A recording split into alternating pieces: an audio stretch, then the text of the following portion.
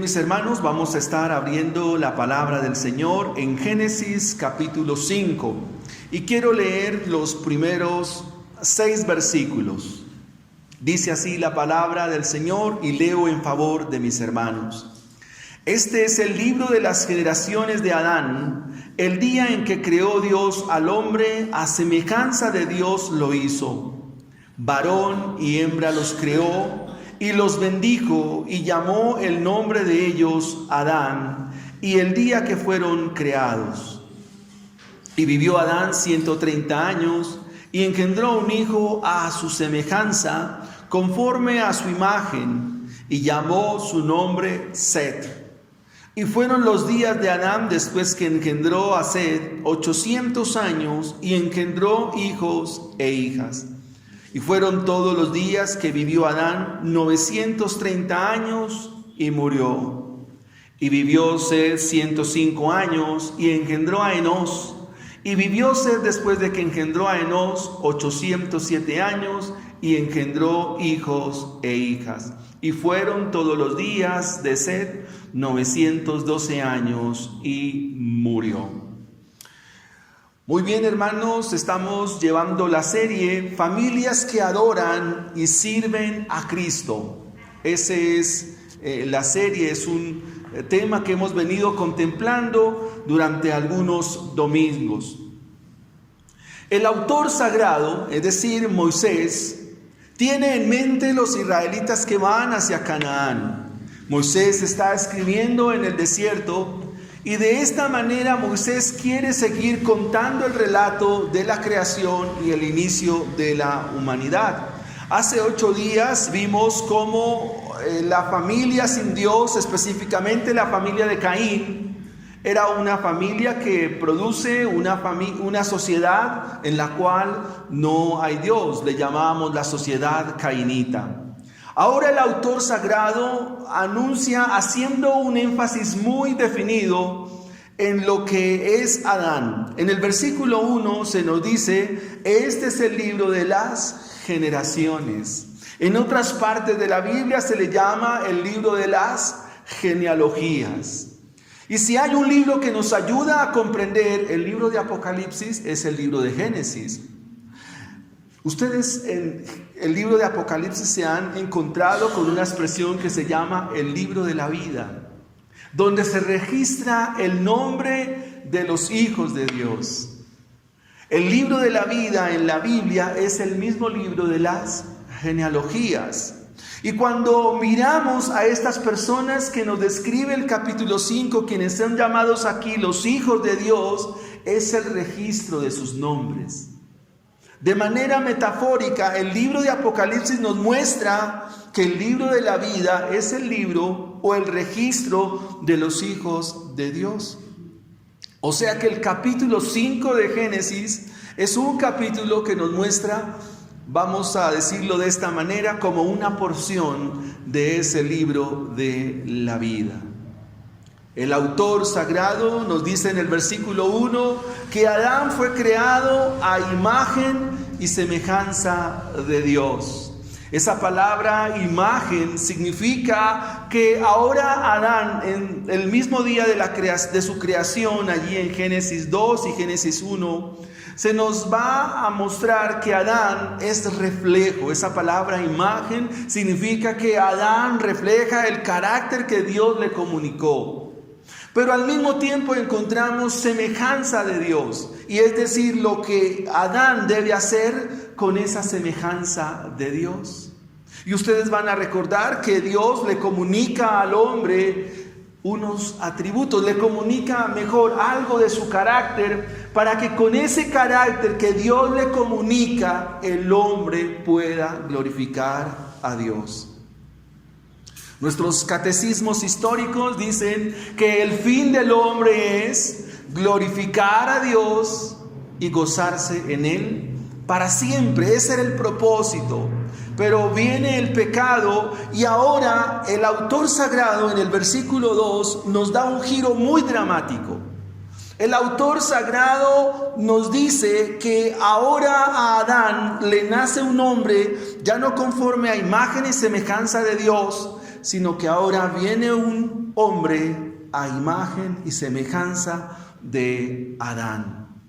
Y cuando la Biblia dice en el versículo 2 de este capítulo 5 que Adán es creado, y después de que es creado a imagen y semejanza de Dios, versículo 3, entonces viene un muchacho llamado Sed, pero ahora Sed nace a imagen y semejanza de Adán. La palabra Sed significa sustituto.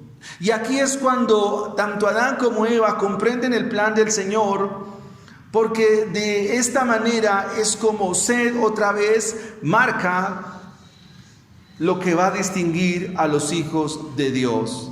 Y si ustedes recuerdan la enseñanza de hace 8 días, vamos a encontrar que desde este momento los hombres comienzan a invocar a Dios. Desde este momento comienzan los hombres otra vez a traer a su boca el nombre de Dios. Comienzan a traer a su boca el nombre del Altísimo. Si leemos el capítulo 5, vamos a encontrar el nombre de 10 personas.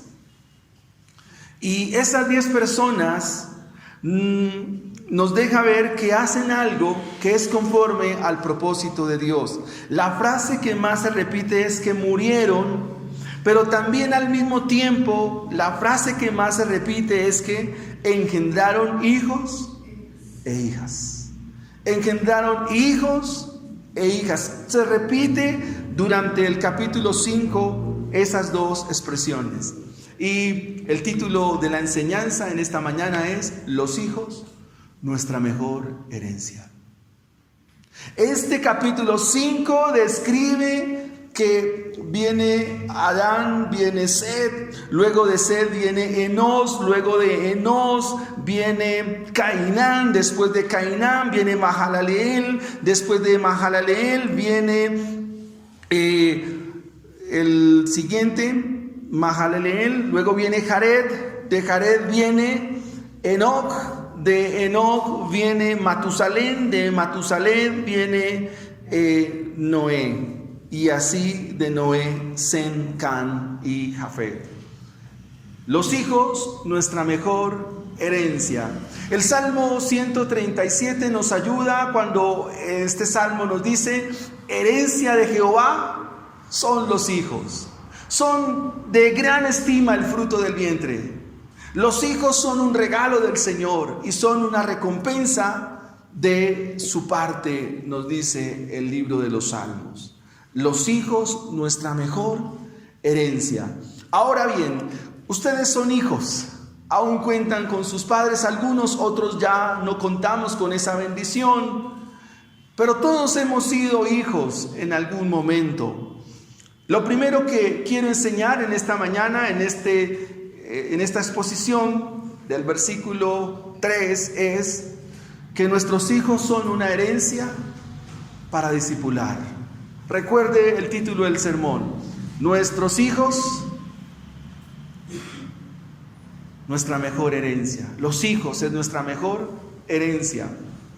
Y lo primero es que es una herencia para discipularlos. Los hijos son una herencia para discipularlos.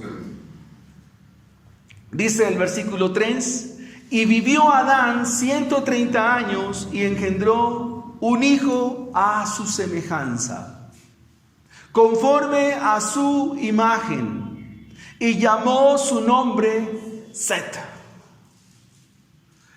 Y yo tengo aquí subrayado que Set nace ahora a imagen, conforme a la semejanza de Adán.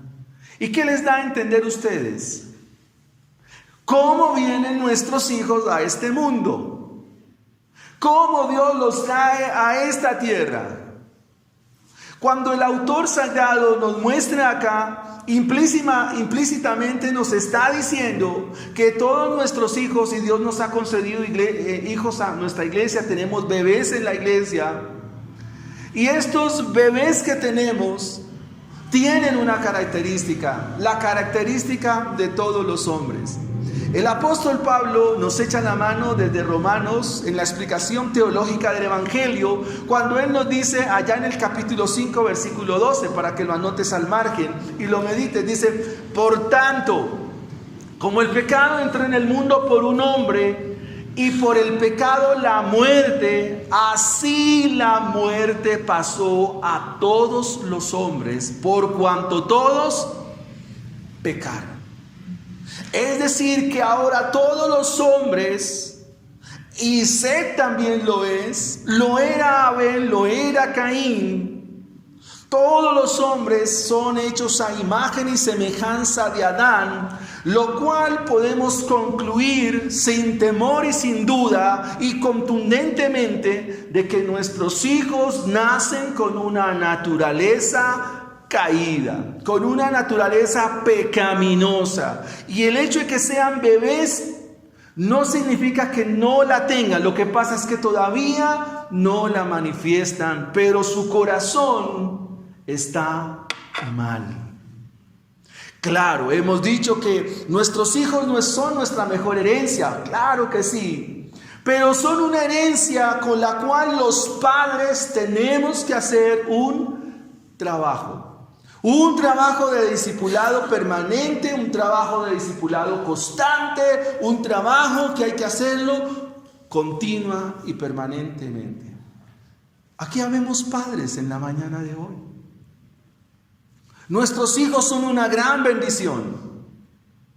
Nuestros hijos son una gran alegría, traen gozo a nuestra vida, son motor a nuestras vidas, son el regalo que Dios da.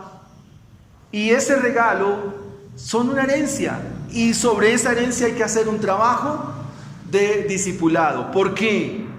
Porque nacen a imagen y semejanza de Adán. Todas estas 10 personas que se describen acá, todos son hechos conforme a la imagen y semejanza ¿de quién? De Adán. Al final del capítulo 5 vamos a encontrar a Noé. Vemos longevidad en sus años. Todos, el que menos tiene 365 años, que es Enoc, y eso porque Dios se lo llevó. Así que la característica de Set, Enos, Cainán, Mahalaleel, Jared, Enoc, Matusalén, Lamec, Noé y sus hijos es que son hombres que vienen con pecado en su corazón. Son hijos que vienen con pecado en sus vidas. Por tanto, nuestro afán es enseñarles el Evangelio, es discipularlos. Tenemos que sentarnos con ellos a discipularlos. Tenemos que sentarnos con nuestros hijos a enseñarles las Escrituras. Tenemos que sentarnos con nuestros hijos a compartirles el Evangelio. Eso es nuestro principal discipulado. Pablo nos dice que ellos están en pecado. Y esa palabra pecado acá es hamartía. Y hamartía significa como cuando uno pone un blanco y juega con los dardos a darle al blanco. Cada vez que se erra al blanco se está pecando. Es decir, que nuestros hijos por tal condición siempre van a estar como errando a Dios. ¿Y qué se requiere? De que quien entiende el Evangelio, en este caso los padres y los creyentes, pues deben enseñar el Evangelio, y de esta manera nuestros hijos ya no van a errar tanto, sino que se acercarán cada día más al blanco. Tus hijos son tu responsabilidad. Los hijos que Dios te ha dado son responsabilidad tuya para discipularlos. ¿Por qué? Porque en ellos hay pecado. Pero también en ellos hay muerte. Y por eso nos entrenamos, por eso acudimos a nuestros discipulados, por eso acudimos a la enseñanza de la Biblia. Pablo dice: por tanto, como el pecado entró en un hombre, Adán, por el pecado pasó la muerte, y la muerte pasó a todos los hombres por cuanto todos. ¿Y quiénes son todos? Pues todos. Eso lo dice en griego, lo dice en hebreo, lo dice en latín, lo dice en español. Todos son todos. Hermanos, ¿se encuentran la razón por la cual tenemos que prepararnos en la Biblia? Como padres, para enseñar a quién, a nuestros hijos, porque son una herencia para discipular. Ustedes dirán, ¿y cómo estas personas se discipulaban? Muy sencillo, el texto lo dice implícitamente. ¿Cómo lo dice? Por ejemplo, miremos el versículo 7. Y vivió Set después de que engendró a Enós 807 años y engendró hijos e hijas. Ahora, esto no significa que es uno detrás del otro, esto no es consecutivo. Significa que en la sociedad de aquellos días estos eran los cristianos relevantes, por decirlo de alguna manera. Y si el autor sagrado los trae a nuestra memoria y lo pone en el registro como los hijos de Dios, entonces es porque a los israelitas que van para Canaán, pues les va a dar también una luz. Aquí hay algo que se llama un factor emparedado. Déjenme explicarlo de la siguiente manera. Cuando Moisés está escribiendo en el desierto, tiene en mente una generación que sale de Egipto y una generación que va hacia Canaán, ¿verdad? O sea, está en la mitad de una generación que viene de Egipto y hacia dónde van, a Canaán. ¿Cómo son las dos sociedades donde se encuentra el pueblo de Israel? Egipto, ¿cómo era? Politeístas. ¿Y cómo es Canaán? Lo mismo. Y lo mismo pasa acá. ¿Cómo es la sociedad que precede a Set y toda esta generación? ¿Cómo son? ¿Cómo es la sociedad? Una sociedad como cainita. Ese es el mensaje de hace 8 días. Y si miran el capítulo 6, ¿cómo comienza el capítulo 6? Comienza otra vez con perdición. De hecho, el capítulo 6 es un capítulo que en la Biblia nos habla de la corrupción radical del hombre. De hecho, el capítulo 6 es definido como un capítulo donde describe la naturaleza pecaminosa mucho más del hombre. Por ejemplo, dice que el pensamiento del hombre, que los pensamientos del hombre son de continuamente el mal. ¿Y cuál fue la sentencia entonces de Dios cuando la maldad sube a tope? El juicio de Dios. O sea, son otra vez la misma historia. Muy bien, avancemos. Vivió Set entonces, ¿cuántos años? 105 años y engendró a Enós. Esta palabra engendró es la palabra hebrea yalat, que significa poner la semilla. Pero aquí engendrar obviamente sí tiene que ver con el proceso biológico, pero tiene que ver con el proceso de discipulado. O sea, engendrar en la Biblia no solo es tener hijos, sino engendrar en la Biblia es enseñarlos continuamente en el Evangelio. Por eso vamos a encontrar una generación distinta, diferente, en medio de la sociedad cainita y de la sociedad que otra vez se pierde y que es consumida en el diluvio. Lo que quiero entonces decir es que engendrar no solo es el acto de concebir, sino engendrar significa formar. En otras palabras, discipular, enseñar, mentorear, acompañar. Todo esto es lo que hacen estos hombres. Cuando dice en la Biblia y engendró, no solo era procrear, sino que significaba discipular, enseñar la escritura. Y dice que todos ellos también cumplen el plan de Dios. ¿Y cuál fue el plan de Dios? Engendrar hijos y engendrar hijas. Tener hijos. Ese es parte del plan de Dios. Ahora, es probable que algunos hermanos en la iglesia no puedan llegar a tener hijos. Pero al final les quiero demostrar que sí todos tenemos hijos. Que todos sí tenemos por quién ocuparnos en la iglesia. Pero eso lo dejaremos como aplicación al final. Veamos nuestro segundo aspecto en la mañana de hoy. ¿Para qué son nuestros hijos? Para discipularlos, enseñarlos. ¿En qué los enseñamos? En la escritura, ¿verdad? Segundo punto. Dios nos ha dado esta herencia para que caminen con Él. para que le sigan a Él, para que le sirvan a Él. Miremos el versículo 21. Dice la Escritura: vivió Enoc 75 años y engendró a Matusalén.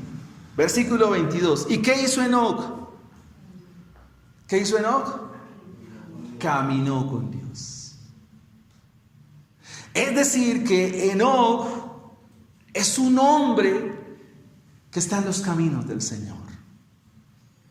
Dios nos dio nuestros hijos y nos ha dado hijos para que ellos caminen con Dios, sigan a Dios. El Nuevo Testamento usa una palabra muy interesante y es la palabra matetes. Un matetes, su hijo es un matete. Un matetes es un discípulo. ¿Para qué entonces Dios nos da a los hijos? Para que sigan al Señor, para que lo amen de todo su corazón, para que lo amen de toda su mente, para que lo amen con todas sus fuerzas. La Biblia dice: bienaventurado el varón en cuyo corazón están los caminos de Dios. No hay más dicha, no hay más gozo, no hay más alegría saber que nuestros hijos están en los caminos de Dios. Es la mayor alegría que puede experimentar un padre, una madre, saber que sus hijos están en los caminos de Dios. Bienaventurado, dichoso, feliz toda aquella persona, todo aquel creyente que sabe que sus hijos, en sus hijos están los caminos del Señor. Pero miremos la idea contraria. ¿Y cuál sería la idea contraria? Si la Biblia me dice que dichoso todo aquel que sabe que sus hijos están en los caminos de Dios, ¿qué es lo contrario? Tristeza hay ¿en quiénes? En aquellos que saben que sus hijos no están en los caminos de Dios. Eso causa dolor, tristeza, frustración, amargura. ¿Por qué? Porque cuando tenemos la comprensión del Evangelio, tenemos la comprensión de lo que nos da la Biblia, sabemos que cuando un hombre y una mujer están en los caminos de Dios, tiene un destino de gozo, tiene un destino de deleite eterno. Así termina el Salmo 1. ¿Cómo termina? Porque Jehová conoce el camino de los justos, mas la senda de los malos perecerán. Así que si en el corazón de nuestros hijos están los caminos de Dios, entonces ellos estarán caminando con Dios. ¿Qué significa caminar con Dios? Significa que mis hijos están en su voluntad, no en la mía. Caminar con Dios significa que Enoc estaba en la voluntad de Dios. Estaba haciendo la voluntad del Señor. Caminar con Dios significa que él estaba atento a su palabra. Caminar con Dios significa que la palabra del Señor era lumbrera a la vida de Enoc. Ahora, si sabemos que nuestros hijos no están en los caminos de Dios, ¿qué tenemos que hacer? ¿Qué tenemos que hacer, hermanos? Tenemos que presentarles el Evangelio. Y para presentar el Evangelio, debo aprender el Evangelio. Ese es nuestro fin como iglesia. Una iglesia santa y una iglesia misionera. Y la primera misión está al interior de nuestros hogares, al interior de nuestras casas, de nuestro hogar. Ahí debe, hermanos, esta es la 18ª vez que lo digo en este año. Hermanos, el afán nuestro es que seamos discípulos del Señor Jesucristo. Claro, es un llamado de atención para todos nosotros. El Salmo 119, versículos 1 al 3 dice: bienaventurados los perfectos de camino. Nosotros nos atrincheramos o nos escondemos en una frase que dice: nadie es perfecto. Alguien me dijo: y nadie es eterno en el mundo. No, nadie es perfecto. Nosotros nos escudamos en esa frase. Pero hermanos, no es así. Sí, hermanos, nosotros sí vamos en camino de perfección. Proverbios 4:25 dice: el justo es como la luz de la aurora que va en aumento. Bienaventurados los perfectos de camino. El hecho de estar en los caminos de Dios y caminar con Dios significa camino de perfección, camino de rectitud, camino de santidad. Y dice el salmista en el Salmo 119, del 1 al 3, dice: los que andan en la ley de Jehová son perfectos. Bienaventurados, dichosos los que guardan sus testimonios. Es decir, cuando nuestros hijos guardan su palabra, ese es un deleite, es un gozo. Y con todo el corazón le buscan. No hay cuadro más enternecedor y más lleno de alegría ver a nuestros hijos orando, ver a nuestros hijos leyendo la Escritura, ver a nuestros hijos sirviéndole al Señor. Y debemos prepararlos para ellos. Miren lo que dice un momentico Génesis capítulo 39, si no estoy mal. Permítanme, busco la referencia. Sí.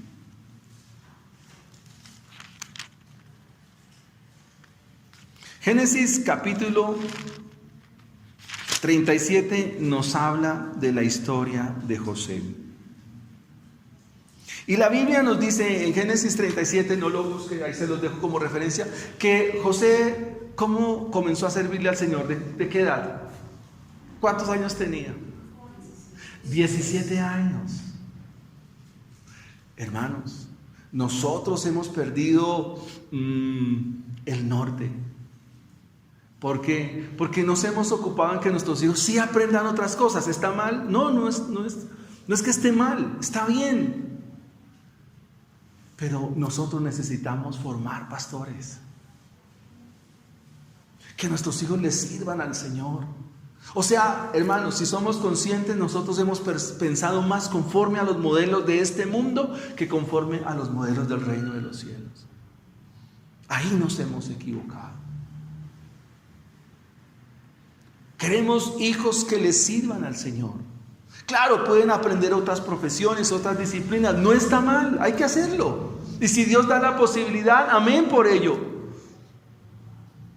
Pero lo que la Biblia hoy nos muestra es eso. Que nuestros hijos sirvan al Señor, le adoren, le alaben y caminen con Él hasta el día en que Dios se los lleve. Versículo 24, caminó pues Enoc con Dios. ¿Y qué hizo Dios? Se lo llevó. Pero ¿cómo se lo llevó? El autor a los Hebreos nos dice en Hebreos capítulo 11, versículo 5, nos dice por qué se lo llevó. ¿No le parece a usted de gozo y de gran alegría que nuestros hijos le sirvan a Dios? Amén por ello. Ahora, usted también es un hijo. Usted no ha dejado de ser hija. Siempre vamos a ser hijos. Ustedes también están llamados a servirle al Señor. Nuestros hijos son dados para que anden en la perfección del Señor, para que evidencien la palabra de Él en sus corazones, etc. Pero hay algo más importante también que nos dice acá el texto. Cuando dice la Biblia que nuestros hijos le busquen, esa palabra buscar significa dos cosas elementalmente. Significa intimar y obediencia. Cuando nosotros decimos que nuestros hijos busquen a Dios y los enseñamos, los discipulamos, los acompañamos para que busquen a Dios, es para que ellos intimen con Dios y le obedezcan. Eso significa buscar. Leíamos el Salmo 34, dice, busqué a Jehová, pero buscar a Jehová, ¿qué es? Intimar con Él y obedecerle a Él. Eso es lo que significa buscar en la Biblia a Dios. No es buscar a Dios porque está escondido o quién sabe dónde es que está. No. Buscar en la Biblia significa intimar con Dios y obedecer a Dios. Intimar con Dios, es decir, tener comunión con Él y buscarle y obedecerle. Buscar, intimar y obedecer. Esas dos palabras abarcan lo que significa la palabra buscar a Dios. Cuando David dice busqué a Jehová, significa que él está intimando con Dios, y por esa intimidad y por esa comunión es llevado a la obediencia al Señor. Y Dios, en su provisión misericordiosa, en su provisión de gracia, los guarda de no pecar contra él. Salomón, quien escribe los proverbios, él va a decir: yo fui hijo de mi padre, tierno y delicado. Y en los 6 primeros proverbios, 6 primeros capítulos de Proverbio, nos va a dar unas luces acerca de lo que significa este trabajo de discipulado, de nuestros hijos como herencia del Señor. Nuestros hijos, para que anden, nuestra herencia camine con Dios. Proverbios, por ejemplo, capítulo 3, del 1 al 4. Proverbios es un libro que nos contrasta dos cosas: la necedad versus la sabiduría, el necio versus el sabio. Y dice la escritura: hijo mío, Proverbios capítulo 3. ¿Qué le dice Salomón, probablemente escribiéndole a Roboam, su hijo? ¿Qué le está diciendo? Hijo mío. No, ¿entienden esa expresión, hijo mío? No hijo de nadie, sino hijo ¿qué? Hijo mío, hija mía. Aquí cabe la apelación. Hijo mío. ¿Y qué le dice Salomón? No te olvides de mi ley. Ahora, sabemos que Salomón, como rey de Israel y como un hombre, tenía que tener la ley del Señor. Eso dice por allá Deuteronomio 18. No te olvides de mi ley. ¿Somos insistentes en ello? Hija mía, no te olvides de mi ley. Hijo, no te olvides de mi ley. ¿Y cuál ley, papá? Pues se supone que usted ya le ha enseñado la ley del Señor. Se supone que usted se sabe los 10 mandamientos. Se supone que usted sabe textos de la Biblia que los aplican al diario caminar de sus hijos. Dice: no te olvides de mi ley y tu corazón guarde mis mandamientos, porque largura de días y años de vida y paz te aumentarán. Nunca se aparten de ti la misericordia ni la verdad. Nunca se aparten de ti la misericordia y la verdad. Átalas a tu cuello, escríbelas en la tabla de tu corazón, y hallarás gracia y buena opinión ante los ojos de Dios y de los hombres. Nuestro esfuerzo, ¿cuál es? Hijo, no te olvides de mi palabra, no olvides de la enseñanza, no te olvides de la instrucción. Y la instrucción en esos capítulos del 1 al 6 de Proverbios tiene que ver con la vida de nuestros hijos, y eso incluye también el matrimonio. ¿Con quién se van a casar? ¿Con quién van a establecer relaciones nuestros hijos? Y si ustedes me lo permiten, miremos aquí otro aspecto de Proverbios para ir a entrar al tercer y último punto en esta mañana. Proverbios es un libro que nos muestra una enseñanza sabia e interesante. Por ejemplo, en el capítulo 5 dice: hijo mío, está atento a mi sabiduría y a mi inteligencia, inclina tu oído para que guardes consejo y tus labios conserven la ciencia. Según el libro de Proverbios y según todas las escrituras, ¿qué es lo más inteligente que pueden hacer nuestros hijos? Guardar la palabra de Dios. Eso es lo más inteligente. Y pensar que cuando nuestros hijos se destacan en matemáticas, en español y todo esto que les enseñan al colegio, nosotros sacamos el pecho y decimos: mi hijo sacó el primer puesto. Sí, está bien, pero la Biblia nos dice: vayan un poco más allá. La Biblia dice: padre, saca pecho cuando tu hijo guarda la palabra de Dios. Eso sí nos puede poner la frente en alto. Dice: hijo mío, esté atento a mi sabiduría, a mi inteligencia, inclina tu oído para que guardes tus consejos. Y él le dice también consejos acerca del matrimonio. ¿Y qué le dice? Hijo, no te enredes con la mujer extraña. En otras palabras, no te unas en yugo desigual. Y una serie de consejos que el proverbista de manera práctica va a dar a su Hijo. Y de eso se trata. Que nosotros los padres enseñemos en todo el consejo de la palabra de Dios a nuestros hijos. Mis hermanos, es una tarea constante, es una tarea, permanente. Nuestros hijos son nuestra herencia, son un regalo, son una herencia para discipular, son una herencia para que caminen con Dios, le sirvan a Dios. Y por supuesto que ellos puedan tener hijos y tener hijas. Entremos a nuestro tercer y último punto en la mañana de hoy. Nuestros hijos son una herencia para que anuncien el Evangelio. Para que lo pregonen, lo proclamen, para que anuncien el Evangelio. Miremos Génesis capítulo 5, donde estamos, versículo 30. Y vivió Lamec después de que engendró ¿a quién? A Noé. Noé.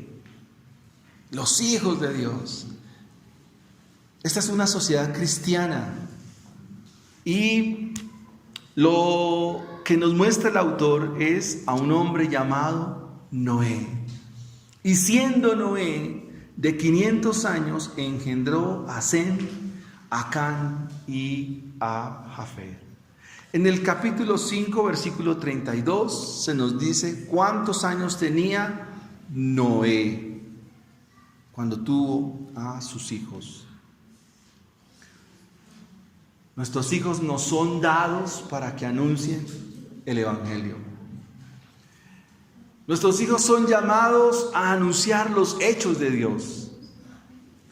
Y la Biblia nos dice ya en el capítulo 6 que Noé halló gracia delante de Dios. Es decir, él pudo ver dónde está la fuente de la gracia.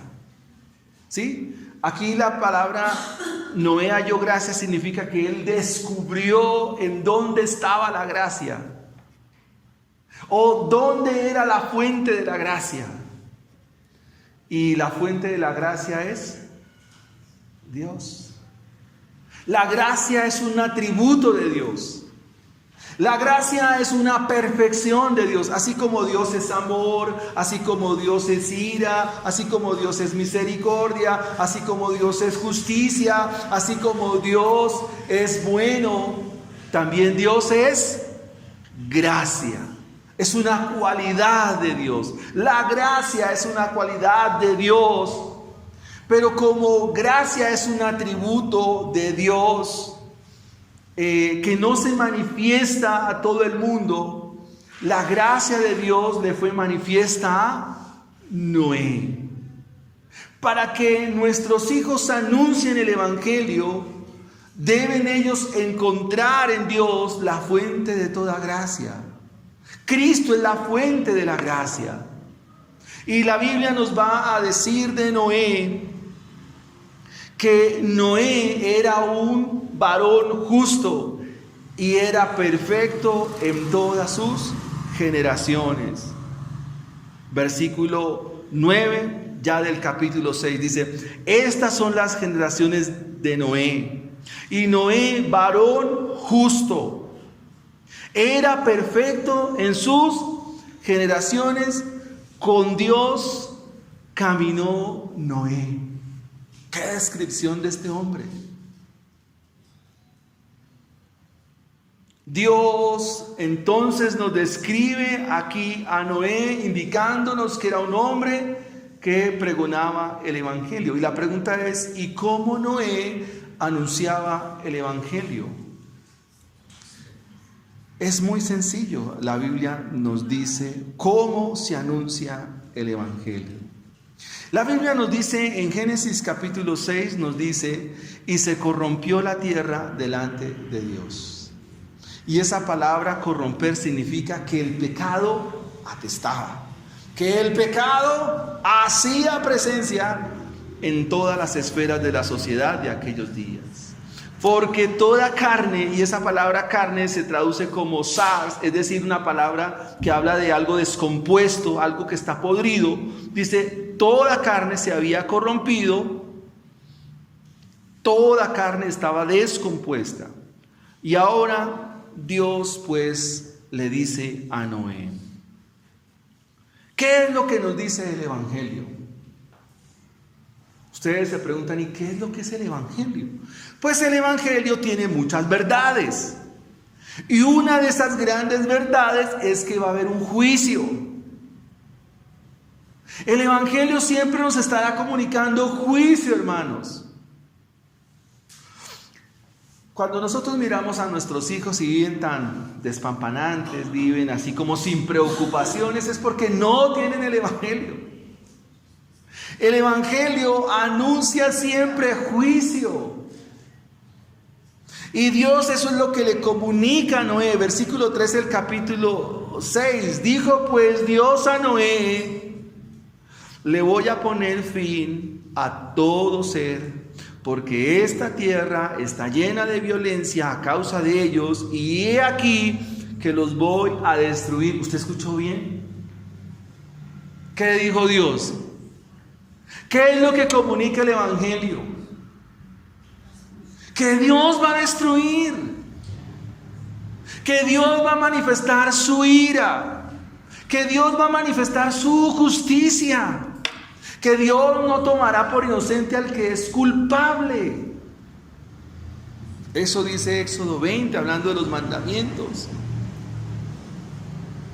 Pero al mismo tiempo, Dios le provee a Noé y a su familia, ¿qué le provee? Un medio para la salvación de él y de su familia.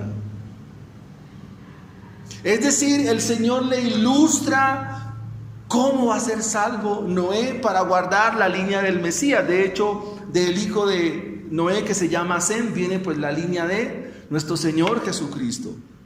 O sea, el Evangelio nos dice que va a haber juicio, que va a venir la ira de Dios, pero al mismo tiempo nos indica la provisión de Dios para salvación. Eso es lo que significa el Evangelio. El Evangelio siempre nos está alertando, nos está diciendo, miren, Dios no es un Dios de juego, Dios no es un Dios no es un viejito bonachón que está detrás de las nubes queriendo satisfacer los antojos de sus hijos. No, hermanos, eso no tiene nada que ver con el Evangelio. Lo que el Evangelio nos advierte y nos dice es, va a haber un juicio. Juicio, hermanos, ira, destrucción. Y Dios le dice a Noé, y Noé está llamado para comunicar este mensaje. ¿Cómo lo va a comunicar? De la manera que todo el mundo lo pueda ver. ¿Cómo lo comunicó? ¿Qué veían a Noé hacer? El arca, ¿verdad? Es decir, a Noé lo veían con un, serrucho, trozando madera, arrumando madera, y es una manera como la gente veía. En el capítulo 2 de Génesis, por eso la Biblia hay que leerla como una unidad, dice lo siguiente, dice que la tierra, que en aquellos días no llovía, sino que de la tierra que salía un vapor que regaba la tierra, o sea, no llovía. Y ahora este hombre, Noé, llega con un mensaje donde este mensaje indica que va a llover. ¿Va a llover? Pero si nunca ha llovido.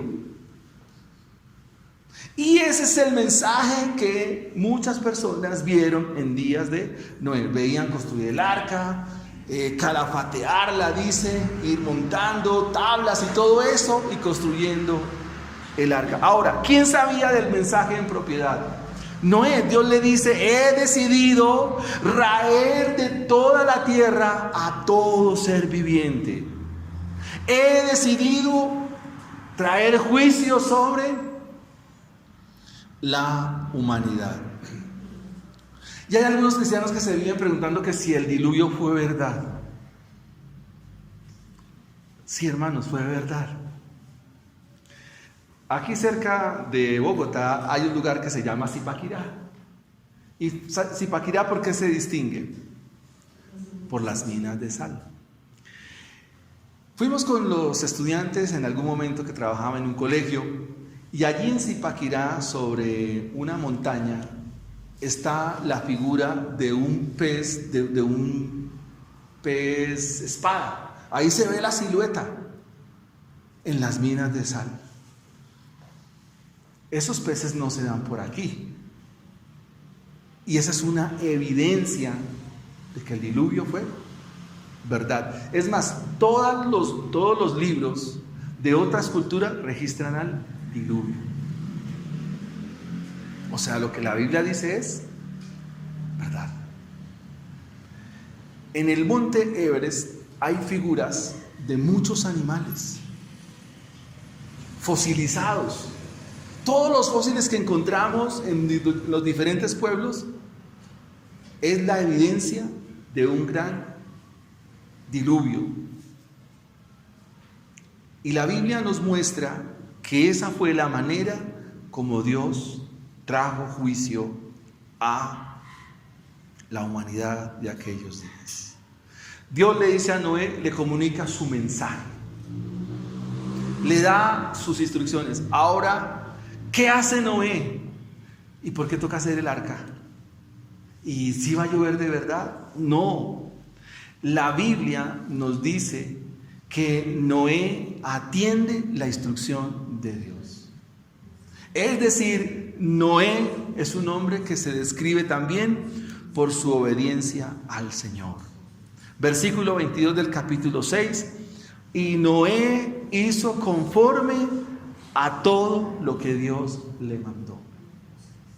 La manera externa como uno evidencia quién es un hijo de Dios y quién no es por su obediencia al Señor, su fidelidad a Dios.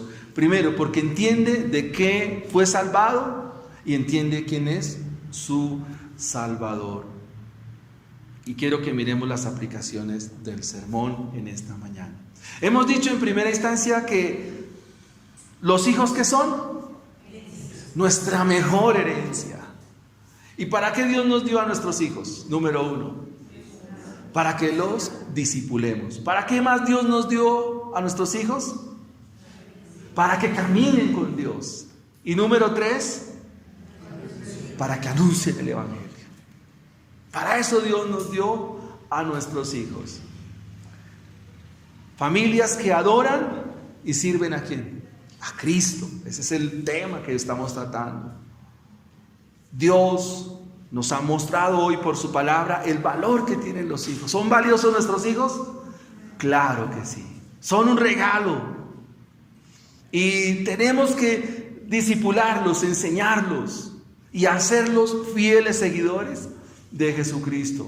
Todo tu esfuerzo y toda tu dedicación debe ser con ese objetivo. Esa es tu meta principal, como papá, como mamá, y los que no somos hijos o los que no tenemos hijos, yo les voy a decir dónde están los hijos. Segunda aplicación, la herencia es un tesoro. En momentos de la vida se opaca, se desgasta y a veces se acaban las herencias. Hechos capítulo 2, versículo 39 dice: porque para vosotros es esta promesa, para vuestros hijos y para todos los que están de lejos, para cuantos el Señor nuestro Dios llamare.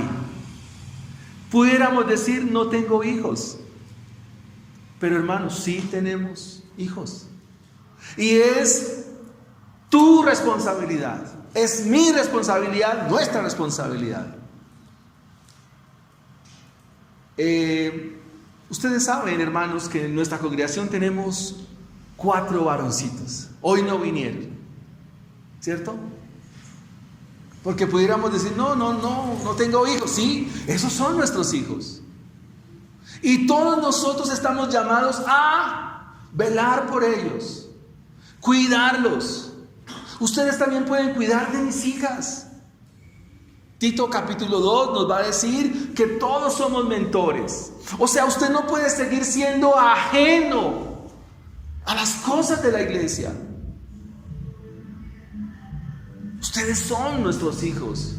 Son las personas que Dios ha provisto para cuidarnos mutuamente.